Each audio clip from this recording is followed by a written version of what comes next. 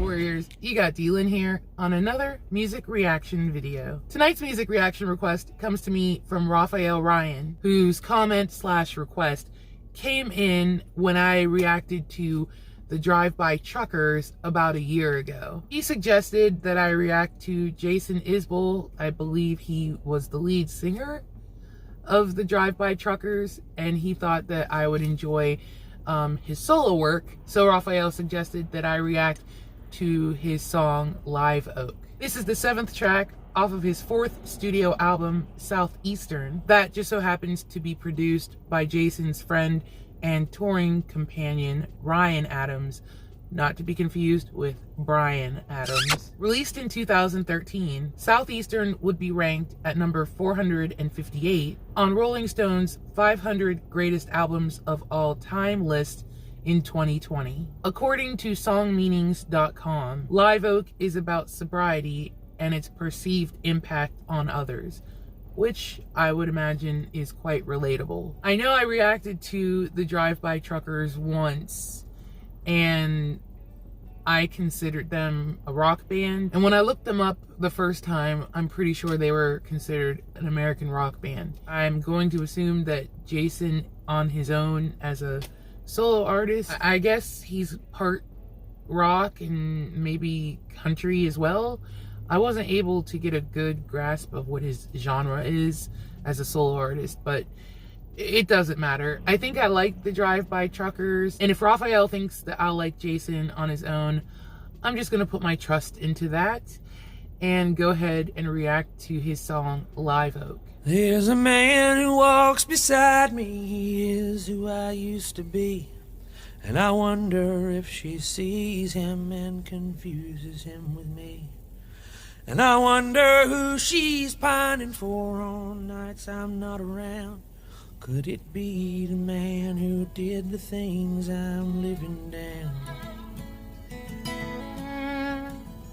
I was rougher than the timber shipping out of Fond du Lac when I headed south at 17, a sheriff on my back. I'd never held a lover in my arms or in my gaze, so I found another victim every couple days. But the night I fell in love with her, I made my weakness known to the fighters and the farmers digging dusty fields alone. The jealous innuendo of the lonely-hearted men let me know what kind of country I was sleeping in.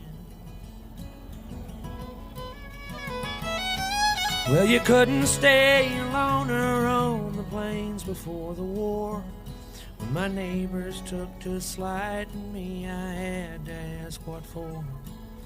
Rumors of my wickedness had reached our little town. Soon she heard about the boys I used to hang around. We'd robbed a Great Lakes freighter, killed a couple men aboard. When I told her, her eyes flickered like the sharp steel of a sword. All the things that she'd suspected I'd expected her to fear was the truth that drew her to me when I landed here. There's a man who walks beside me, he is who I used to be, and I wonder if she sees him and confuses him with me. I wonder who she's pining for on nights I'm not around. Could it be the man who did the things I'm living down?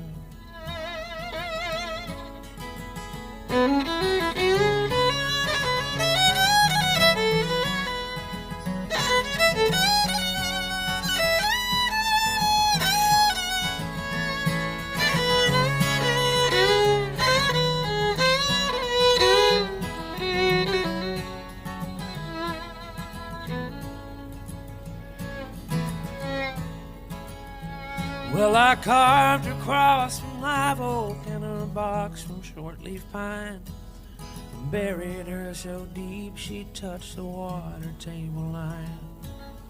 Picked up what I needed and I headed south again. To myself I wonder, would I ever find another friend? There's a man who walks beside me, he is who I used to be. And I wonder if she sees him and confuses him with me. I'd say thought-provoking song. Part of me feels like it wasn't finished, that recording of it.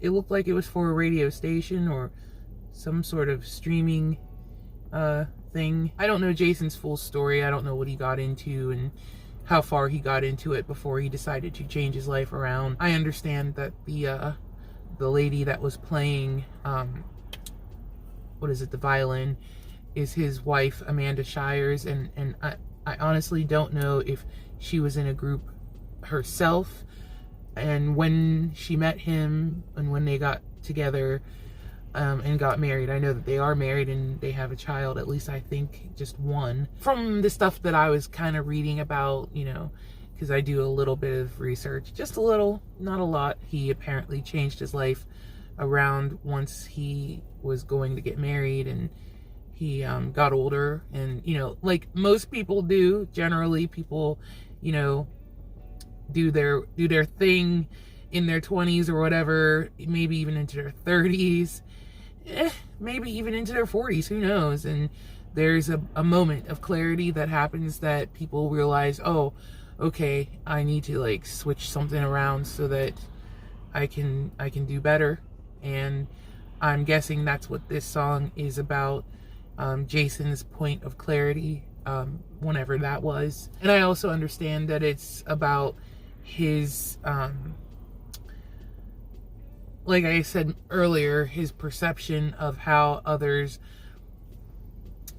almost kind of like he feels they're judging him since he's on the straight and narrow. It almost seems like he's worried or concerned that the friends that he had while he was for the streets, I'm just kidding, but while he was having his youth, he feels that, you know, those same people might view him differently, that he may not be the fun guy that he used to be. I feel like he might have even been concerned, I guess, with his wife, not thinking he was the same person. Again, this is just a little bit of info that I read up on to kind of get the gist. And I mean, I get it. I understand that. I've never gotten to a point where I was like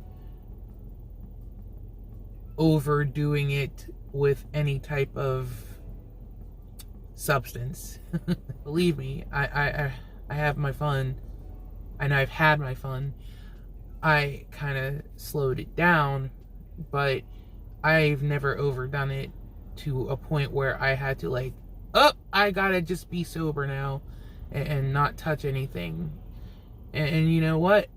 Thank God, because there have been situations in my life where I could have easily went down that path. I guess something just stops some people from doing that. And for those that don't stop, they eventually find that moment of clarity, and it seems like Jason did, and I'm happy for him. Hopefully he's better for it. Like I said, the song was very thought-provoking, and you know what, if I'm reading this wrong, if I'm totally off base with what I think the song is about, or, you know, my opinions still are my opinions, but still, if you disagree, if you agree, whatever, if you want to add something to this, definitely do that in the comments. I love seeing what you guys have to say, you know, what your thoughts are, what your opinions are as well. You even add things or share things with me that I didn't know, and I love learning about artists that I'm not familiar with. The performance was good too. Like I said, it seemed like it was for a radio spot, and hopefully that was the full performance. I hope that I didn't catch a, you know, incomplete video, but all in all, I did like Jason's voice. Quite different from what I remember in the Drive-By Truckers, but that was a completely different, and that's why I say I don't know what type of genre. This seemed more country than what Drive-By Truckers were. And it's so uncanny, but he kind of reminds me of the guy from Three Doors Down. I wonder if anyone else ever thought that. Brad Arnold. I couldn't remember his name for the longest time, but not in voice so much, but kind of in looks. Kind of, you know, just a little. But no, that was a good song. It was nice to hear him just with a guitar and the violin, not, you know, with a whole lot of production and a whole lot of other instruments.